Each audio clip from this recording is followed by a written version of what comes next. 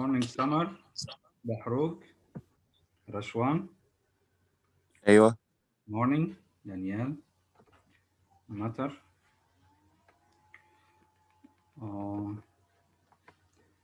Minna, Maya,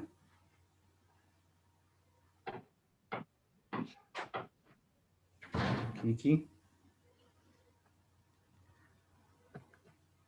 Nada,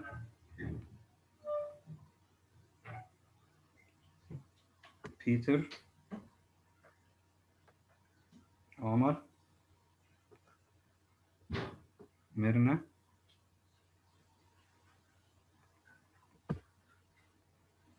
okay, Yauta.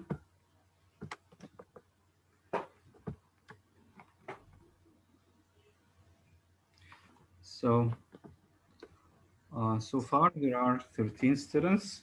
I have Samar, Rashwan, Dahrouk, Danielle, Matar, Minna, Maya, Kiki, Nada, Peter, Omar, Mirna, and Yaut. Okay, so there are 13 students. In the first session, guys, Gamal, Mashali, Shahd, Tamim, and Karim were absent in the first session, and they haven't shown up so far. So, can you see the screen with your lovely avatars? Yes. This is Hania. I'd like to thank them again. Ahmad Matar joined them with his lovely avatar, with his lovely glasses. I have Basant, Danielle, Mariam, Maya, Minna, Omar, Peter, Salma, Samar, and Yaud. Please, other guys, join them as soon as possible. It's a piece of cake. You just click the link I posted on Facebook, and if you have a problem, you can ask any of your friends who have joined successfully. Please do it as soon as possible. Waiting for other people to join. So there are 14 of you so far. So you all know that you have a quiz, a novel quiz, next Monday, inshallah, right? Yes. Okay, and you know what parts of the novel it will cover, right? Chapter 1, 2, and 3. Yes, chapters 1, 2, and 3. So far, we have covered chapters 1 and 2. And in this session, inshallah, it's just 4 pages. We're going to cover chapter 3. It's a short chapter. Again, how to study. You can watch the videos. You attend the sessions. You can read it from the book. And I will post the summary. But if you want to read the summary only, it's not enough. Okay? You have to attend the sessions or read the chapters from the book or watch the videos. Yani do the stuff you like. You still have time, and they're just 19 or 20 pages. Good luck. Okay, I'd like to share chapter 3. Looks like nobody wants to join, and this is Salma. Okay, Salma. Okay, the title of chapter 3 is The Shadow. And I need a volunteer to read. In the first session, Mirna, Yauta, Rashwan, Maya, and Hania helped me with reading. I need some other guys. Peter, can you read? Peter?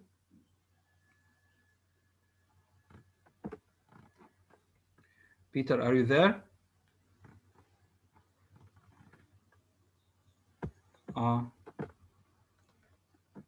Peter, can you hear me? Peter? I called your name, sorry, about 5 times, Peter. So Peter is not with us. Till somebody tells them to come. Jana Sobh. Jana, can you hear me? Mister, I can hear you. Yes, yeah, Mister. Jana will read the first page, and Peter will read the second page. Okay? Okay. Sorry? The phone was lagging. No problem. Be ready to read the next page, Peter. Jana will start, and then you're going to read the next page. or the problem is still there? It's lagging a little bit, but I can do it. Okay. Jana, you can start. Okay. One of the first considerations which arose in the business mind of Mr. Lorry when business hours came round was this, that he had no right to imperil Tellson's by sheltering the wife of an immigrant prisoner under the bank roof. His own positions, safety, life, he would have hazarded the for Lucy and her child, without a moment's demur. But the great trust he held was not his own, and as to that business charge, he was a strict man of business. At first, Wait, his mind hold on, reverted. hold on, Jana, please. So you know that Lucy, Miss Pross, and little Lucy are staying at Tellson's Bank in Paris in Mr. Lorry's room. The man thought to himself, how can I endanger the bank by letting the wife and the daughter of an immigrant, you know, immigrants were supposed to be killed, okay, to stay in the bank. This way I imperil or put the bank's money in danger. Again, that he had no right to imperil. Imperil means put in danger. Tellson's by sheltering the wife of an immigrant prisoner under the bank roof. This was dangerous. His own positions, safety, his life, everything was in danger, letting the wife of an immigrant stay in the bank. So he thought of moving her to another place, to a safe place away from the bank, because again, letting her stay in the bank was dangerous to himself, to the property there, to everything. Okay, go on, Jan. At first, his mind reverted to the Farage, and he thought of finding out the wine shop again and taking counsel with its master in reference to the safest dwelling place in the distracted state of the city. But the same consideration that suggested him repudiated him. He lived in the most violent quarter and doubtless was influential there and deep in its dangerous workings. Noon coming and the doctor not returning, and every minute's delay tending to compromise Tellson's. Mr. Lorry advised with Lucy. She said that her father had spoken of hiring a lodging for a short term in that quarter near the banking house. As there was no business objection to this, and as he foresaw that even if it were all well with Charles, and he were not to be released, he could not hope to leave the city. Mr. Lorry went out in quest of such a lodging and found a suitable one, high up in a removed by street where the closed blinds in all the other windows of a high melancholy square of buildings marked deserted homes. Hold on. To this thought, Please. So, Mr. Lorry looked for a suitable lodge or place for Lucy, her daughter, Miss Pross, to stay until Charles is freed and Dr. Manette comes back. And he found a place in a by street, in a quiet street, where the closed blinds in all the other windows of a high melancholy square of building marked deserted homes. And they lived in a deserted place. It was quiet and nobody lived around. Okay, it was a suitable place for them to hide until her husband is freed and her father comes back. Go on, Jenna. to this lodging, he at once removed Lucy and her child and Miss Pross, giving them what comfort he could and much more than he had himself. He left Jerry with them as a figure to fill a doorway that would bear considerable knocking on the head, and retained to his own occupations. A disturbed and doleful mind he brought to bear upon them, and slowly and heavily the day lagged on with him. It wore itself out and wore him out with it, until the bank closed. He was again alone in his room of the previous night, considering what... Okay, thank you, Jenna. So the man moved Lucy, Miss Pross, and little Lucy to a safe place near the bank and left Jerry Cruncher. Remember, Jerry Cruncher was the porter at the bank back in London. He left him to save or to guard them, okay, in case there is danger. And the last two lines, a disturbed and doleful mind, he was busy thinking he brought to bear upon them, and slowly and heavily the day lagged on with him. Remember, Mr. Or Dr. Manette has been out since yesterday and he's not back yet. It wore itself out, the day wore itself out and wore him out with it. Okay, until the bank closed, he was again alone in his room of the previous night, considering what uh, to do next, when he heard a foot upon the stair. In a few moments, a man stood in his presence, who, with a keenly observant look at him, addressed him by his name. Your servant, said Mr. Lorry. Do you know me? Talking to the man. As we will know later, this is Monsieur Defarge visiting Mr. Lorry to give him a message. I need another volunteer. Peter, are you ready? Yes. Okay, start. Okay.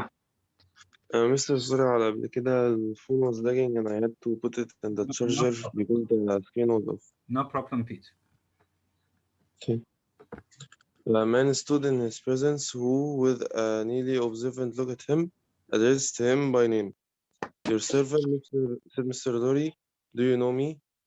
He was strongly made man with dark curling hair from 45 to 50 years of age.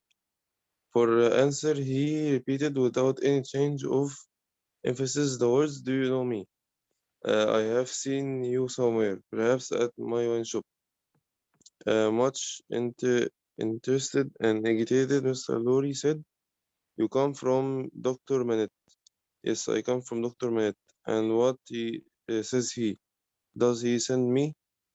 Defarge gave into anxious hand an open scrap of paper. It bore the words in the doctor's writing. Charles is safe, but I cannot safely leave this place yet. I have to obtain the flavor that the bearer has a short note from Charles to his wife. Let the bearer see his wife. So wait, Peter, wait. This is the message written by Dr. Manette to Mr. Lorry. Was written on a scrap of paper. Charles is safe. He's telling Dr. Manette, he's telling Mr. Lorry, and Mr. Lorry in turn will tell Lucy that her husband is safe, but I cannot safely leave this place yet. Remember, the doctor has been there since yesterday. I have obtained the favor that the bearer, the carrier, has a short note from Charles to his wife. So Monsieur Defarge himself, the bearer of this scrap, has another message from Charles to his wife, another piece of paper. Let the bearer see his wife. So Dr. Manette here asks Mr. Lorry to let Monsieur Defarge see Lucy Manette. Why? To give her the message from her husband. Go on, Peter. It was dated for La Force within an hour. Will you accompany me? Said Mr. Lorry, joyfully relieved after reading his note aloud. To where his wife resides. Yes, returned Defarge, since scarcely noticing as yet in what curiosity, reserved and mechanical way Defarge spoke. Mr. Lorry put on his hat and they went down into the courtyard. There they found two women, one knitting. Madame Defarge, surely, said Mr. Lorry, who have left her in exactly the same attribute some 17 years ago. It is she, observed her husband. Does Madame go with us? Inquired Mr. Lorry, seeing that she moved as they moved. Yes, they may be able to recognize the faces and know the persons. It is for their safety. Beginning to struck by the French's manner, Mr. Lorry looked atrociously at him and led the way. Both women followed the second woman being Vengeance. They passed through intervening streets as quickly as they might ascend the staircase of a new domicile were admitted by Jerry and Okay, Peter, thank you. So the last part here. So Monsieur Defarge takes a message from both Charles Darnay and Dr. Manette to deliver to both Dr. Lorry, or Mr. Lorry, sorry, and Lucy Manette. Who accompanies Monsieur Defarge? Two women. Who are these two women? His wife, Madame Defarge, for sure, the woman who was knitting all the time. She is still knitting. Although the revolution started 3 years ago, she is still knitting. New names. And her friend, the Vengeance, a woman called the Vengeance. You know what vengeance means. Okay? When Dr. Manette saw them, he asked, will they come with us? Monsieur Defarge answered positively, yes. Why? Remember that she, my wife, may be able to recognize the faces. The faces of whom? Of Lucy and little Lucy. Again. So uh, why did in Mr. Defarge's opinion, why did Madame Defarge accompany them to see Lucy and little Lucy? In case she may be able to recognize the faces and know the person. Know Lucy and little Lucy. It is for their safety. This is what appears to be the reason, but the real reason is not this, of course. Beginning to be struck by the farce manner, Dr. Manette, or sorry, Mr. Lorry, looked dubiously at him and led the way. It looked like he didn't believe what he said. Both the women followed, Madame Defarge and the Vengeance, the second woman being the Vengeance. So they went to the building where Mr. Lorry moved Lucy and her daughter. I need another volunteer. Thank you, Peter. And thank you, Jan. Basant, are you there? Basant, Yes. can you start reading? I'm sorry. Where do I start from? Okay, here they found Lucy weeping alone, crying alone. She She was thrown into a transport by the tidings Mr. Lorry gave her of her husband, and clasped the hand that delivered his note, little thinking what it had been doing near him in the night, and might, but for a chance, have done to him. Dearest, take courage. I am well, and your father has influence around me. You cannot answer this. Kiss our child for me. Hold on, That was please. Hold on. So this is the message sent by Charles Darnay from the prison La Force to his wife. Who delivered this message? Monsieur Defarge. Okay. Who led him there? Mr. Lorry. What does the message say? He says to his wife, dearest, take courage.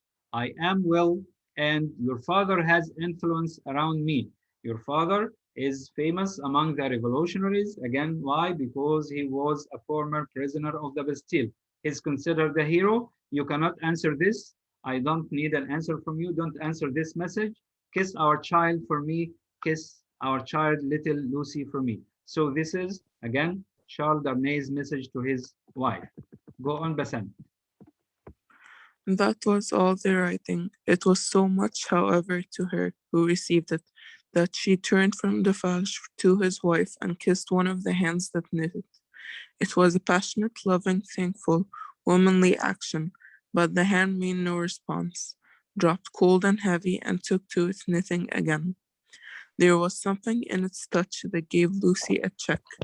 She stopped in the act of putting the note in her bosom, and with her hands yet at her neck, looked terrified at Madame Defarge. Madame Defarge met the lifted eyebrows and forehead with a cold, impassive stare. My dear, said Mr. Lorry, striking in to explain, there are frequent risings in the streets, and although it is not likely they will ever trouble you, Madame Defarge wishes to see those whom she has the power to protect at such times, to the end that she may know them, that she may identify them. I believe, said Mr. Lorry, rather halting in his reassuring words as the stony manner of all three impressed itself upon him more and more. I state the case, Citizen Defarge. Defarge looked gloomily at his wife and gave no other answer than a gruff sound of acquiescence. You had better, Lucy, said Mr. Lorry, doing all he could to propitiate by tone and manner. Have the dear child here and our good Pross. Our good Pross Defarge is an English lady and knows no French. The lady in question, whose rooted conviction that she was more than a match for any foreigner was not to be shaken by distress and danger, appeared with folded arms and observed in English to the vengeance whom her eyes first encountered. Well, I'm sure, bold-faced, I hope you are pretty well. She also bestowed a British cuff on Madame Dufarge, but neither of the two took much heed of her. Is that his child? Said Madame Defarge, stopping in her work for the first time and pointing her knitting needle at little Lucy as if it were the finger of fate. Okay, thank you, Bassem. So Madame Defarge focuses her eyes on little Lucy because, again, little Lucy was one of the descendants of the Everymonts family, okay, and she was on the list. She was knitting all the time. She knitted for sure the name of Lucy Manette, little Lucy, in addition to the name of Charles Darnay, because he is one of the Everymonts. Is that his child? Said Madame Defarge, stopping in her work. And for the first time, she stopped knitting and pointing her knitting needle with her needle at little Lucy as if it were the finger of fate. And this means this child maybe will die or will meet her fate. The a couple of lines about Miss Pross here. She is an English woman, and remember, Miss Pross will have something serious with Miss or Madame Defarge later. Okay, she is ready to give her life for Lucy and little Lucy. I need another volunteer. Muhammad Abul Farh, are you there? Muhammad? Muhammad Abul Farh, I want you to read.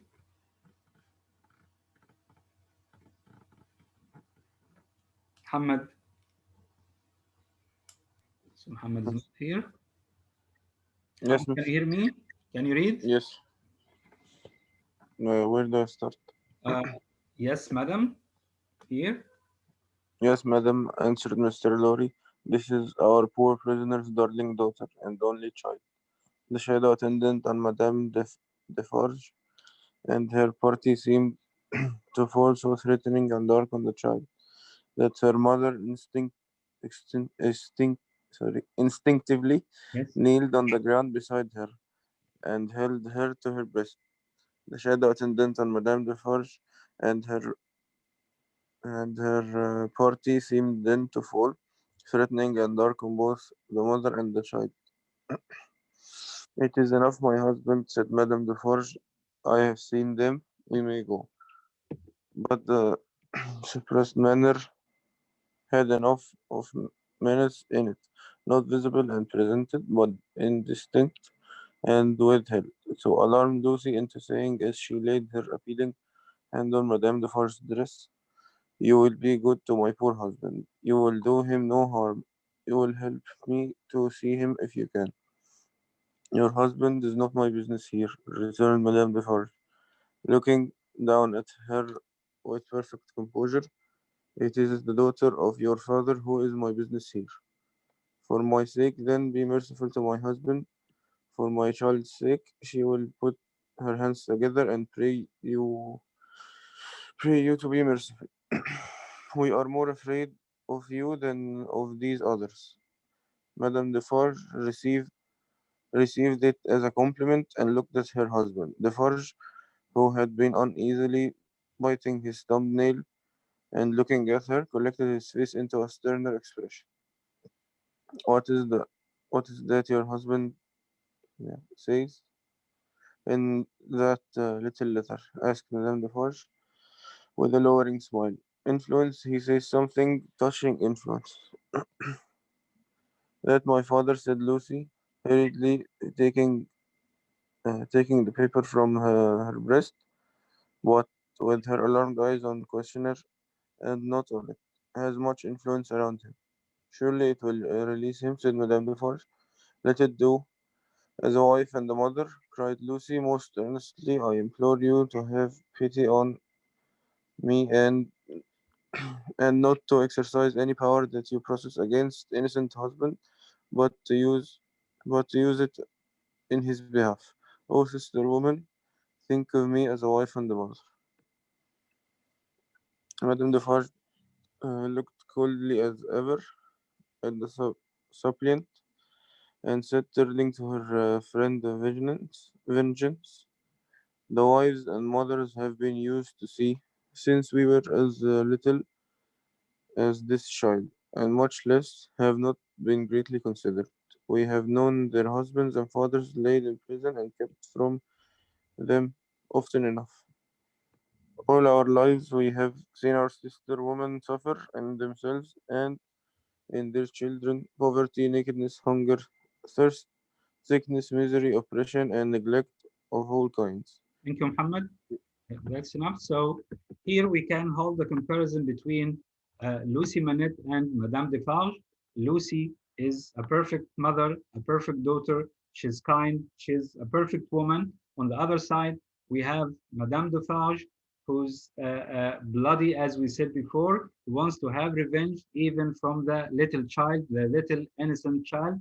She doesn't want her let go, and she points with her needle at her as if she wants to say that you will die with along with your father and your mother. Uh, I want, I think we still have one page. Mariam, are you there?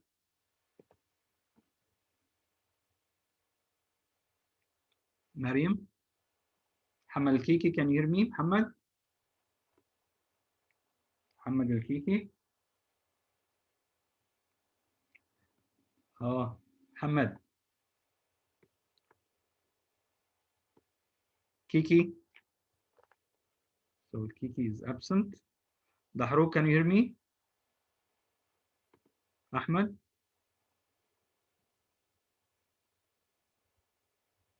Ahmed Dahru. So Ahmed is absent. Nada, Yes. can you read this page for us, please? Okay. We can start here. Start. We have seen nothing else. Return the vengeance.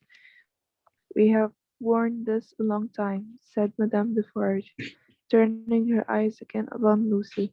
Judge you. Is it likely that the trouble of one wife and mother would be much to us now? She resumed her knitting and went out. The vengeance followed. Defarge went last and closed the door.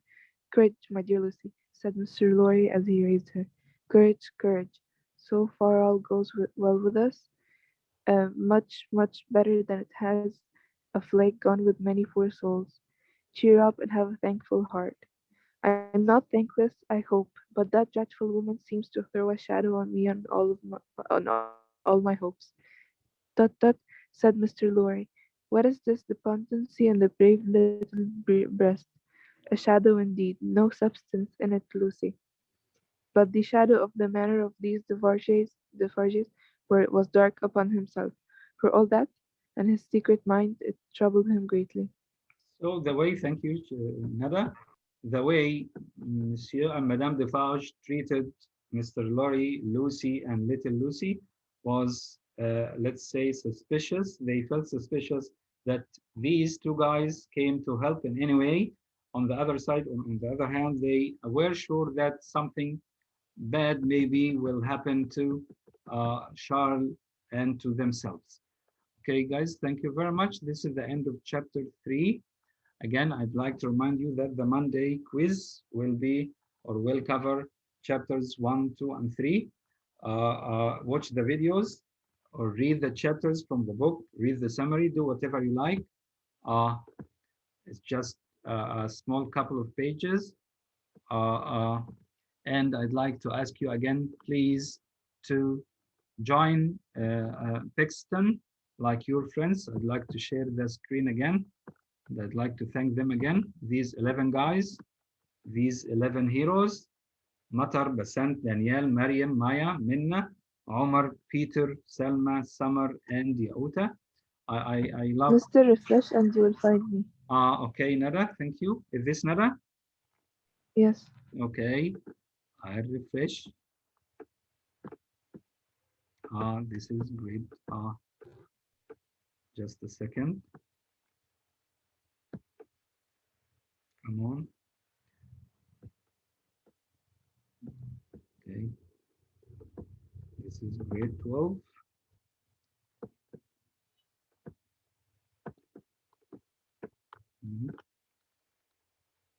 Yes, here I have Abdurrahman also. Abdurrahman. Looks like 3 guys have joined. Abdurrahman with his lovely glasses.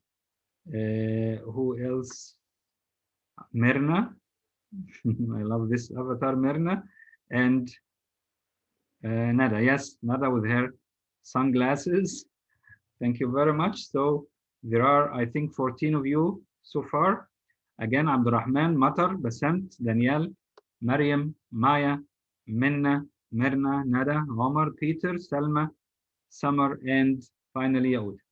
I'd like to thank the 14 of you. Thank you very much. And please, the other 13, please join as soon as possible. Thank you very much. Guys, we're going to do chapters 4 and 5 on Monday. Of course, you don't come to school. So I'll record a video on, I'll just read the summary as usual and the analysis, but you have to read the chapters on your own. And then on Tuesday, when we meet, inshallah, we're going to do chapters 6 and 7 together. So be ready, read 6 before we have it on Tuesday. And then on Wednesday, we'll have 8 and 9.